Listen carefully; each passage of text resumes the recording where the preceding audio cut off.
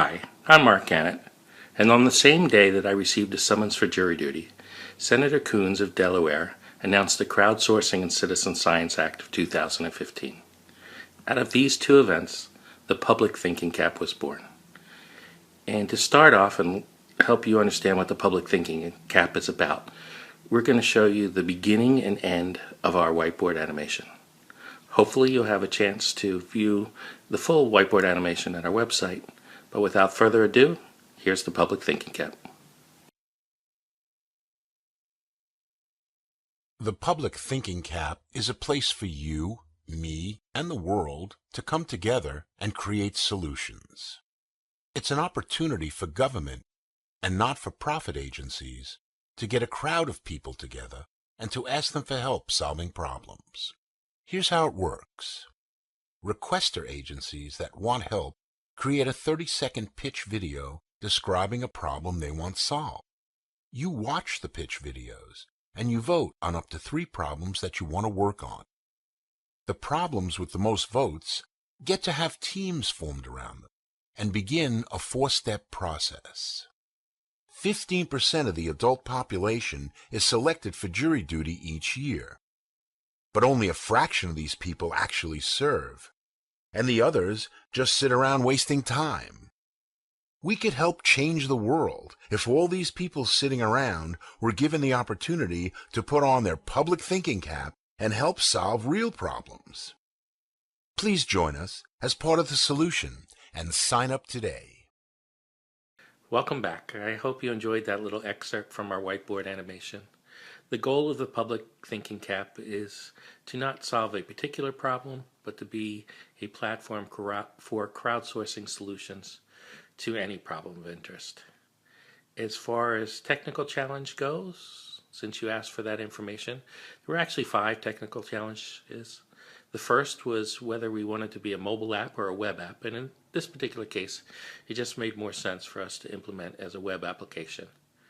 The second was what methodology we were going to choose, and we used as a model the Lean Startup methodology in terms of how they decide which businesses they're going to move forward in a crowdsourcing manner. And we thought this was a good method for crowdsourcing solutions to problems. The third, and this was largely a solo effort, and many thanks to my next door neighbor Dick Pierce for lending his voice to the whiteboard animation. But other than that, I was almost entirely on my own. Not by my choice, I just didn't have a lot of time given when I started to work on the app. The third was that by and large, the technology that I needed to implement this, I didn't have. I didn't have any whiteboard animation software. I started off with a trial application software, and I fell in love with doing the whiteboard animation, but I had never done it before this hackathon. I also didn't have any audio or video editing tools, so I had to acquire those and learn how to use them in order to implement this effort. The final challenge was in terms of developing the website itself. I had done a little work with WordPress, but I really wanted to learn how to use it. So I took this as an opportunity to try and delve into WordPress. And I actually had to spend a lot of time because the free themes that I wanted weren't sufficient. So I had to go in and figure out how to modify a WordPress theme in the actual code, which I wasn't anticipating, and there wasn't a lot of support. So that was a big challenge. But it was something that I thought was important to try and continue with this effort and to see it through. And I hope you really enjoy the results.